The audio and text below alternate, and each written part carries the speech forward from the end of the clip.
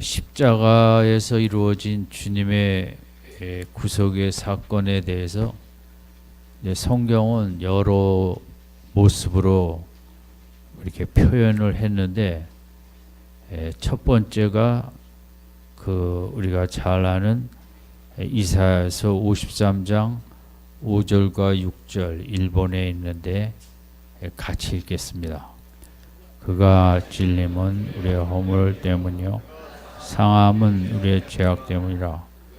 징계를 받음으로 우리는 평화를 누리고 채찍에 맞음으로 우리는 나음을 받으라. 우리는 다 양 같아서 그릇 행하여 각기 제가 할 길로 가고 여호와께서는 우리 모두의 죄악을 담당시키셨도다.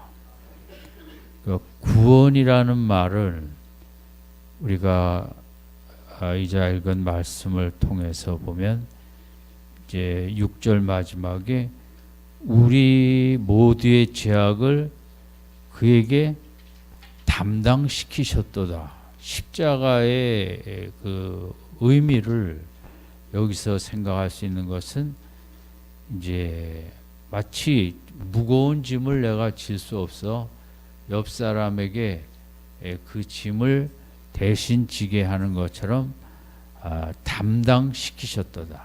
대신 받게 했도다. 이 말이죠.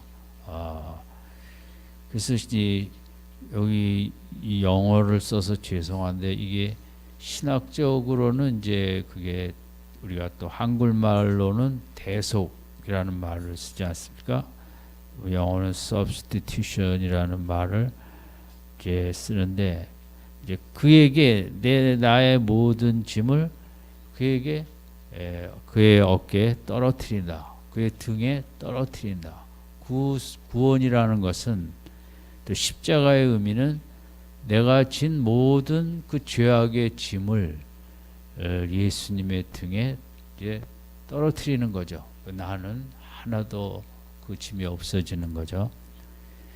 이제 어떤 분이 예수님을 믿고 정말 성경에서 내가 말씀을 통해 예수님을 만나기를 원한다. 그래서 간절한 마음으로 창세기서부터 성경을 읽어가는데 정말 예수님을 만나기가 쉽지 않더라는 거예요. 말씀을 정말 온 마음을 다해서 읽어가도 시편을 가도 그 앞에 역사서를 읽어도, 그런데 이 이사야서 53장 5절 6절을 읽으면서 이게 구원이구나.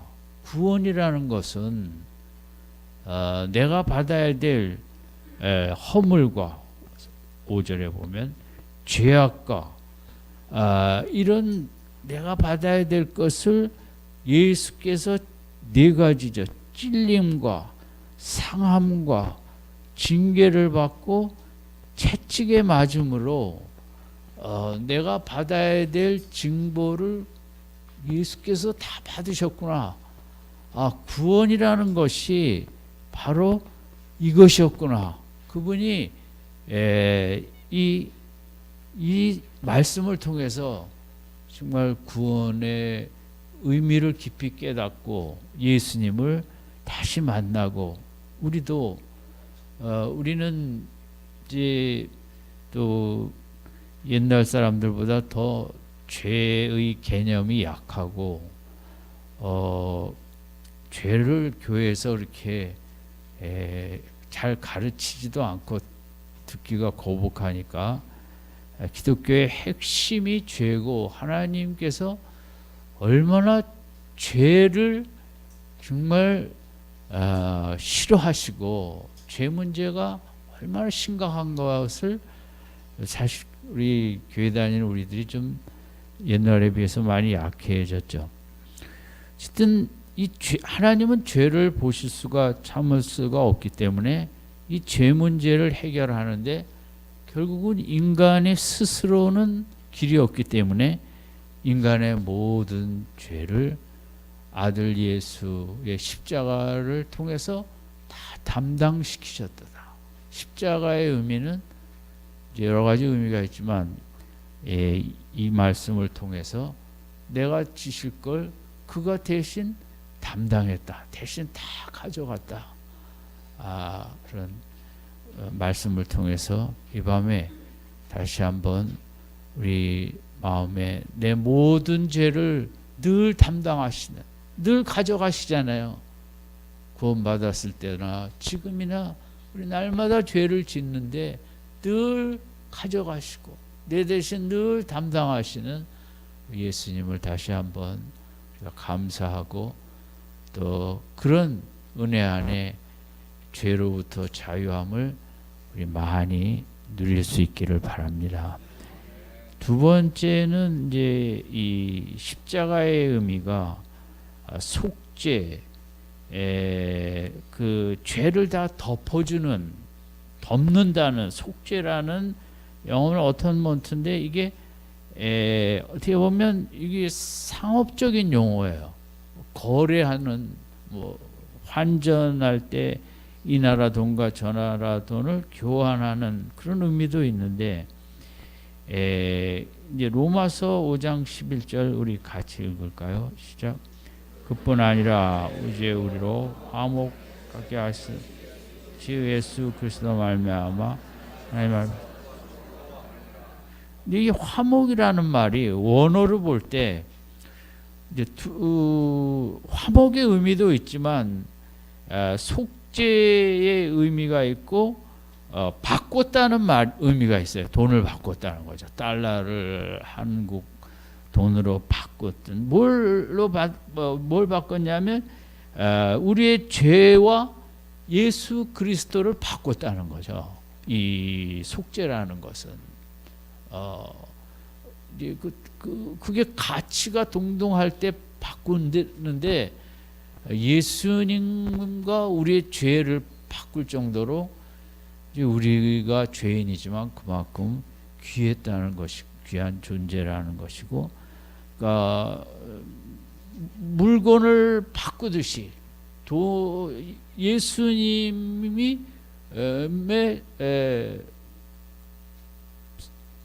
생명과 우리의 죄를 바꿔버렸다는 거예요. 그래서 예수님은 우리의 죄가 되고 우리는 예수님의 생명을 누리는, 이게 속죄라는 보상의 의미도 있고, 어쨌든 당시로서는 경제적인 의미가로 많이 쓰여졌는데 그걸 바꿔버렸다.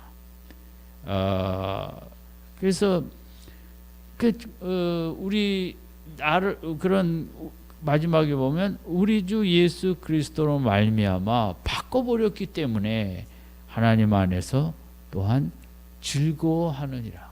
다 바꿔버렸기 때문에 내 거는 저리 가고 예수님 것이 내 것이 되고, 이러다 보니까 참 우리의 삶이 복되고 즐거운 삶이다. 그래서 이제 십자가의 의미는, 속죄의 의미는 이렇게 이제 내 죄와 예수님과 맞바꿔 버리는 이런 의미가 있는 거예요. 세 번째는 로마서 5장 9절을 같이 읽겠습니다. 시작. 그러면 이제 우리가 그의 피로 말미암아 하심을 받았으니 그로 말미암아 진노하시면서, 여기에 보면 십자가의 의미로 이제 하나님의 진노하심으로부터 우리가 구원을 받은 거로 나와 있습니다. 그의 피로 말미암아 의롭다 하심을 받았는데, 그걸 좀 더 구체적으로 설명한 것은 사실 예수님의 피로 우리가 의롭다함을, 용서함을 받고 의롭다함을 받았지만 그 내막으로 돌아가면 하나님의 진노로부터 우리가 벗어났다는 거죠. 그러니까 모든 죄인은 우리가 성경에 진노의 자녀라는 표현을 알고 있듯이 죄인은 하나님 앞에 다 진노의 대상인 것입니다. 하나님은 거룩하신 분이시기도 하고, 또 이 땅의 인간을 이제 하나님 형상을 닮아 만드실 때 정말 죄를 이제 안 지을 수는 없겠지만 깨끗한 삶을 살길 원했겠죠. 근데 하나님은 그 죄를 볼 때 하나님의 성품으로는 진노하지 않을 수 없다는 거죠. 어떻게 저렇게 귀한 인간이, 우리도 뉴스를 볼 때나 진노하잖아요. 어떻게 저런 죄를 질까? 그것은 우리 안에 그런 하나님의 의로운 성품, 거룩한 성품, 양심이 있기 때문에 죄를 볼 때 진노한 거 하죠. 우리도 하나님께서도 그 진노가 얼마나 크시면 노아의 홍수로, 바벨탑으로, 소돔과 고모라로 그 진노로 때문에 심판을 하시잖아요.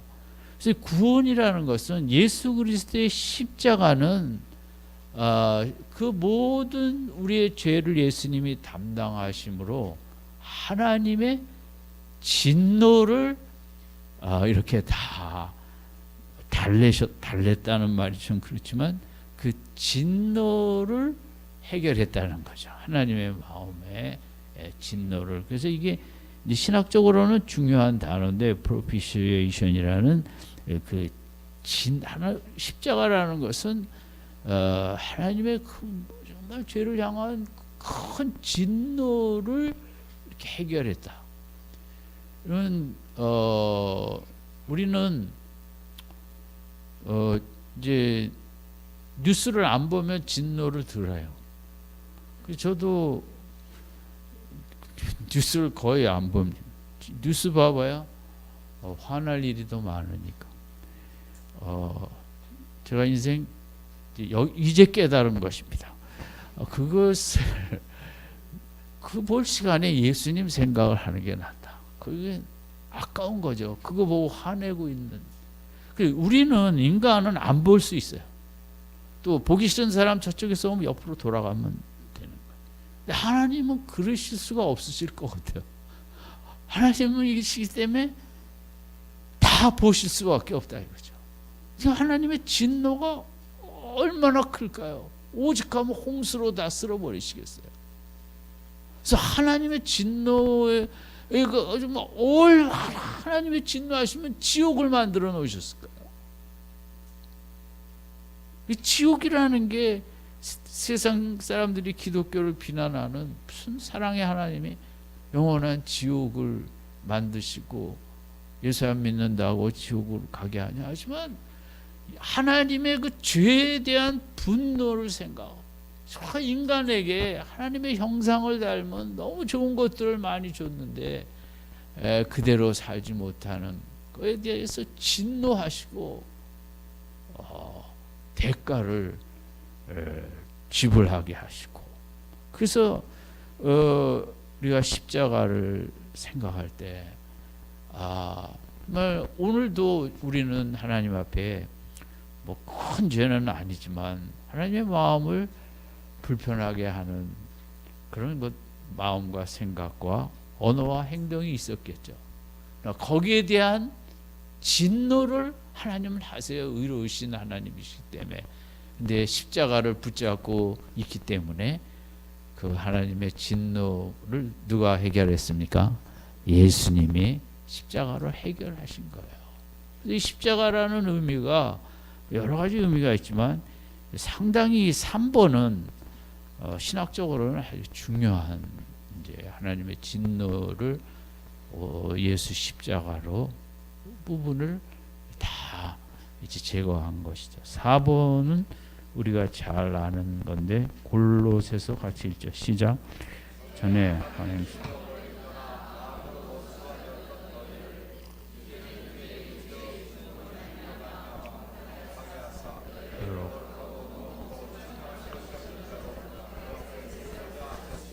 예.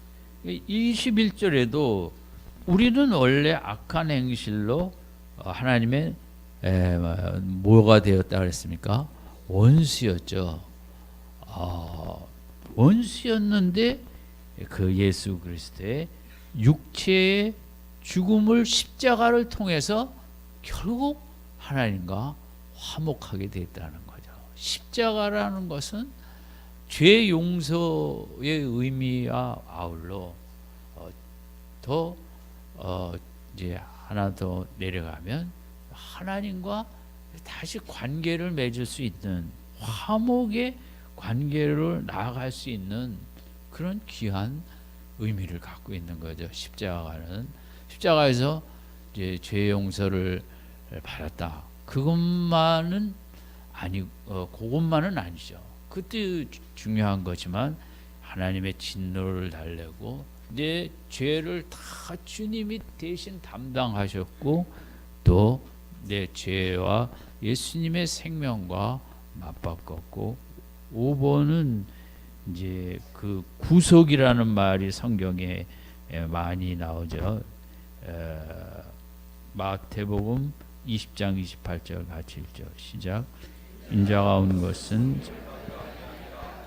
도리어 섬기어 자기 목숨을 만 대속물로 여기서 이제 대속물이라는 단어는 몸값이에요. 인질값이라는 거죠. 우리가 구속의 은혜 할 때 구원의 은혜 이렇게 생각을 우리가 주로 하는데 어쨌든 원어적으로 볼 때는 자기 목숨을 많은 사람의 몸값으로 인질값으로 주신 것이다.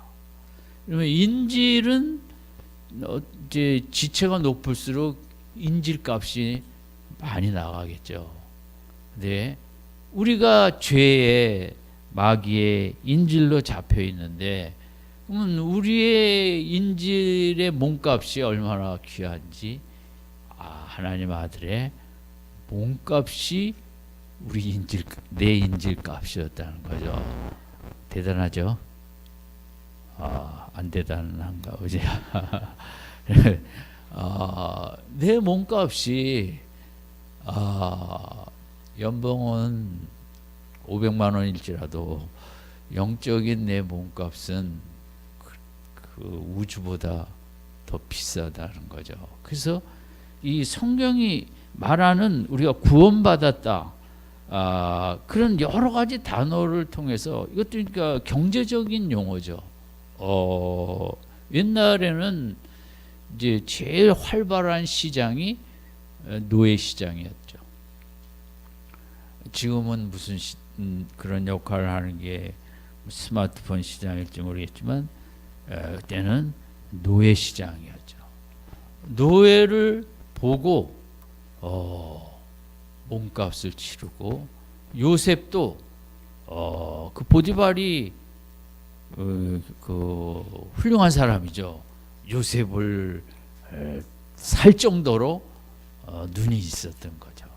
똑똑해 보이고 몸값을 좀 많이 줬겠죠. 그래서 이 초대교회의 이런 이제 구원에 대한 단어, 구속이니 속죄니 이런 단어들은 초대교회가 구원을 이해할 때 경제적인 그런 개념으로 많이 이해를 한 거예요. 나는 예수님이 죄의 노예였는데 그런 예수님의 몸값을 치르고 날 샀다.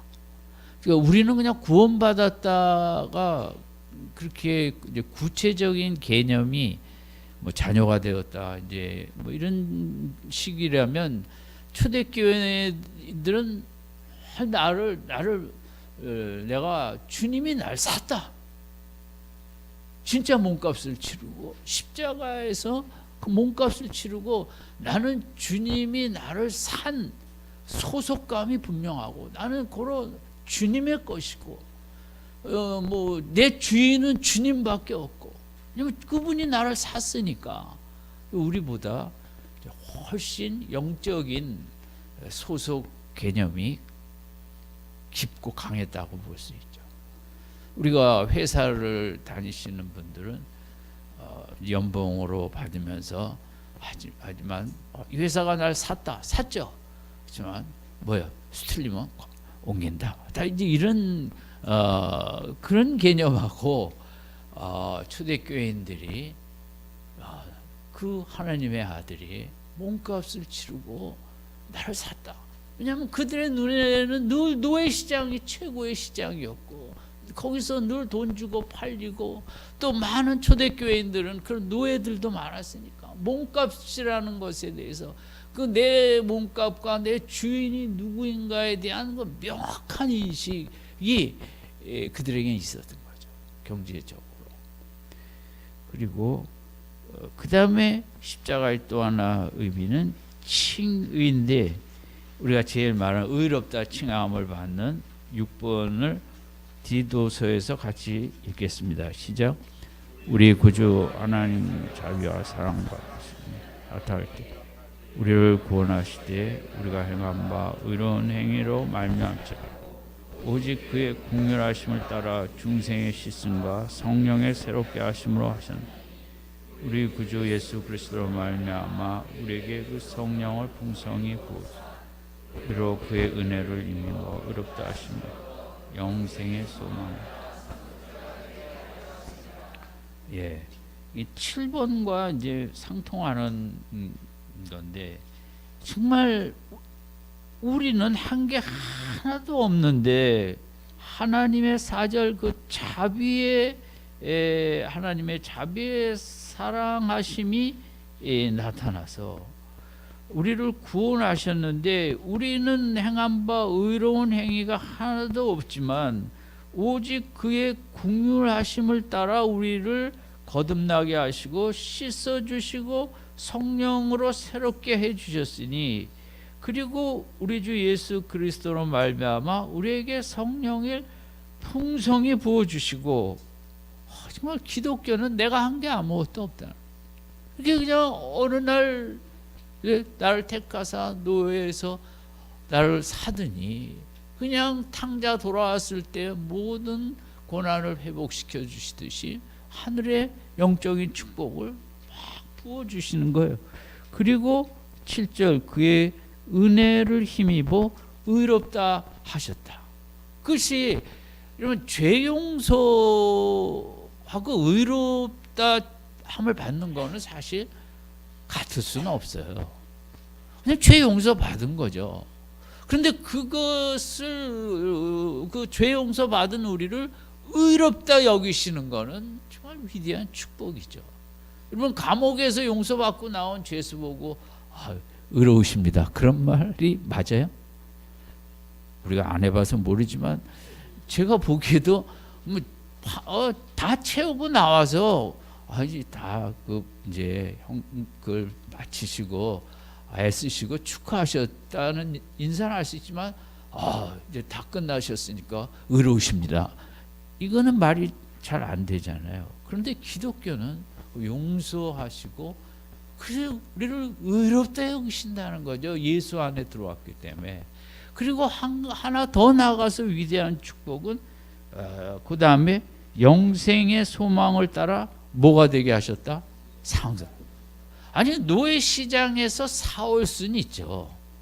사와서 뭐 공부를 많이 한 노예면 뭐 아들을 공부를 가르치게 할 수도 있고 요셉처럼 뭐 재정과 집안 살림을 관리하긴 할 수 있죠. 죄 사와서 노예를 옛날엔 다른 나라에 똑똑한 이제 사람들 전쟁에 져갖고 노예를 잡혀왔으니까. 그러면 기독교의 위대함은 마지막 단어예요. 어떻게 죄를 씻어주자마자 아들이라고 자녀라고 할 수 있겠냐는 거죠. 어떻게 그럴 수 있겠어요? 그건 있을 수 없는 거죠. 죄 용서는 할 수 있어요. 근데 죄 용서를 하고 또 의롭다. 그건 또 정말 있을 수 없는 하나님 앞에 의로운 자다, 의롭다 칭함을 받는다. 뭐 그 축복도 정말 대단하지만 정말 있을 수 있다고 봐요. 그런데 또 갑자기 너는 하나님의 자녀다.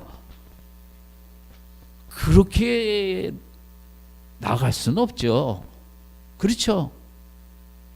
당연해요? 그건 당연한 게 아니죠. 용서받은 거로 끝나도 우리는 더 이상 할 말이 없죠. 근데 용서받고 한 1년 살아본 다음에 양자로 삼겠다. 그러면 그럴 수 있죠. 그렇지만 기독교는 용서받고 곧바로 의롭다 칭함을 받고 곧바로 하나님의 뭐가 됩니까? 자녀가 돼요. 상속인이 되고 영원한 기업을 누리고 용서받았는데 뭐 그거 끝이지 무슨 천국을 우리에게 주실 필요가 있겠어요? 영생을 주실 필요가 있겠어요? 한 10년 좀 믿음 생활하는 거 보고 그래도 뭐 한 장로쯤 된 다음에 영생을 준다면 그럴 수 있지.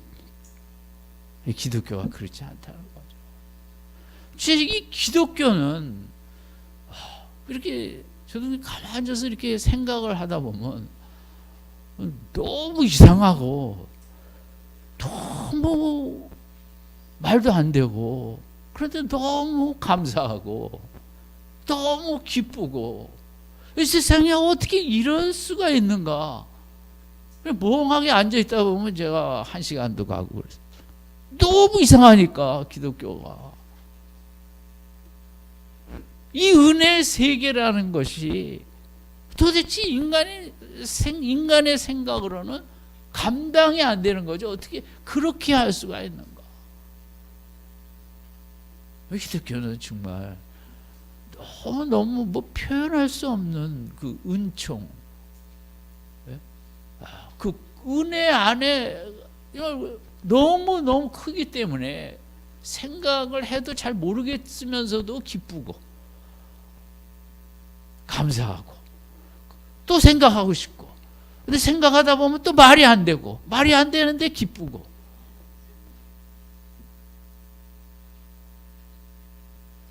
하나만 더 합시다. 우리 7번인지 갈라디아서 4장 4절 시작. 너희 나가 율법 안에 있는 이 부분도 속량이라는 것이 경제적인 용어로 값을 치르다는 거예요. 속량. 그러니까 우리가 철저히 내가 누구냐 이게 이제 기독교에서 중요한데 우리가 구원받았는지 뭐 그렇게 이제 흔들리는 분도 많죠. 근데 초대교인으로 보면 확실히 나는 돈을 지불하고 내가 주님이 나를 샀다라는 그래서 이런 단어들이 그 경제적인 단어들이 자꾸 나오고 이제 그만큼 명확한 인식을 하죠. 율법 아래 있는 자들에게 값을 치르시고 우리로 그다음에 뭘 얻게 했어요?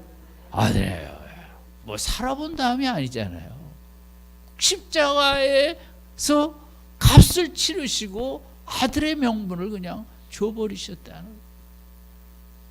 그 다음에 있죠. 너희가 아들인 거 하나님의 아들을 그리고는 그죠 6절 그리고는 우리에게 성령을 주시고 그 성령이 우리 아들의 영을 확신하게 해서 여러분 입양을 해도 아빠라고 부르고 아버지라고 부르려면 시간이 뭐 많이 걸리죠. 그렇지 않아요? 그런데 우리는 나이가 50이 넘었는데도 며칠 안 됐는데 아버지 이렇게 이건 뭐예요? 성령의 이 아들의 영을 예수로 십자가를 믿었더니 이 영을 아버지라고 부를 수 있는 꺼리낌 없이 자유하게 나아갈 수 있는 이 축복을 십자가의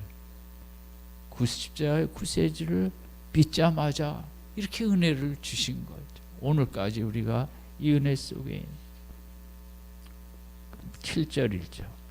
그러므로 내가 이후로는 종 아들이면 하나님으로 말요. 그래서 뭐까지 받을 자예요?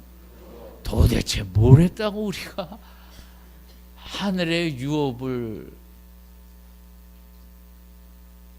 천국을 우리가 뭘 했다고 갈 수가 있겠어요? 그 기업을 어떻게 받을 수 있겠어요? 이 바울이 생각할 때 바울의 글이 주로 우리가 오늘 밤에 읽지 않았습니까? 기독교의 핵심을 많이 얘기하죠. 기독교가 이렇게 은혜에, 기독교는 은혜밖에 없다. 십자가라는 게 뭐냐? 은혜밖에 없다. 우리가 한 거는 죄 지은 것밖에 없는데, 그런데 예수 십자가를 믿었더니 뭐 축복이 이렇게 저렇게 쏟아지는데, 유업도 아들의 영도 양자됨과 의롭다 칭함과 뭐 이런 엄청난 이 복이 십자가로부터 왔다는 거죠.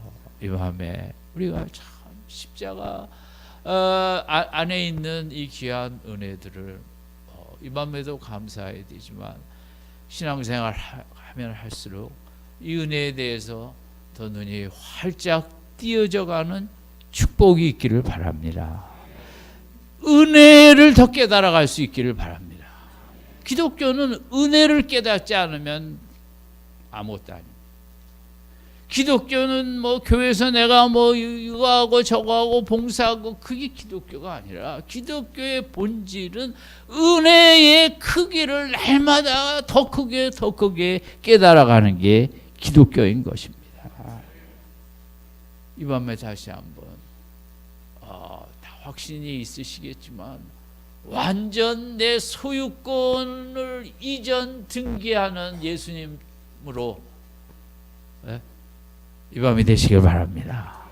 나를 값주고 사셨습니다. 그분의 몸값을 치르고 확실한 예수님의 나에 대한 소유권을 인정하는 그분의 소유입니다. 그분이 다 앞으로 내 인생을 알아서 선한 길로 인도해 주실 줄로 믿습니다. 정말 십자가 예수 믿었더니 얼마나 이 안에 위대한 능력이 있는가. 그래 바울은 복음은 하나님의 능력이 복음 안에 나타났다고. 하나님의 아들의 권세를, 용서로 끝났어야 되는데 왜 우리에게 이런 권세를 많이 주시는가.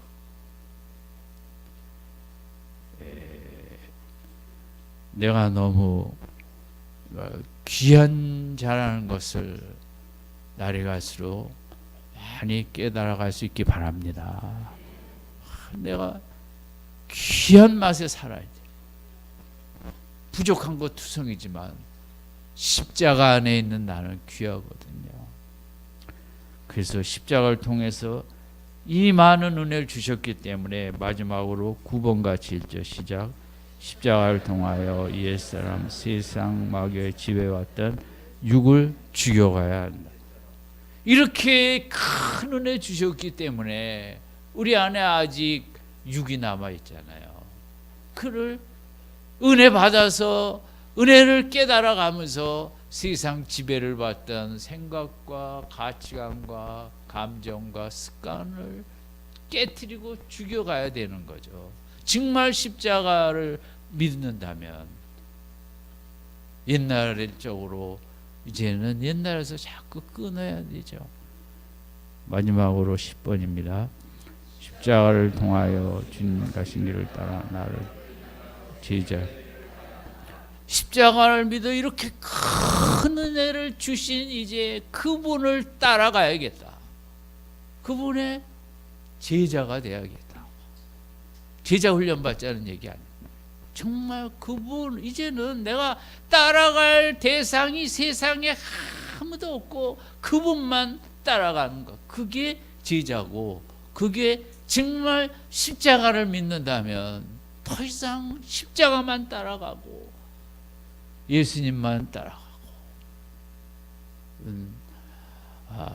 이것이 오늘 주님 우리를 위해 들어가 십자가를 지신 밤에 십자가의 여러 가지 의미와 또 우리가 앞으로 나아갈 방향을 생각했습니다. 우리 한번 단어만 반복해서 십자가의 첫 번째 의미는 뭐라 그랬죠? 대속. 두 번째는 속죄. 세 번째는 진노.